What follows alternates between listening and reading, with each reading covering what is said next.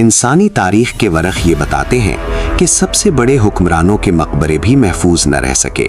مصر کے فرعونوں کی ممیوں کو عجائب گھروں میں رکھا گیا اور سکندر اعظم کی قبر کے آثار مٹ گئے۔ دنیا کے ہر خزانے اور سلطنت کو آزمائش کا سامنا کرنا پڑا، مگر تقریباً 1400 سال سے ایک مقام ایسا ہے جس کی حفاظت زمین و آسمان خود کرتے ہیں۔ یہ مدینہ منورہ ہے اور یہ روضہ رسول صلی اللہ علیہ وسلم ہے۔ 1664 عیسوی کی وہ رات آج بھی دل دہلا دینے والی ہے۔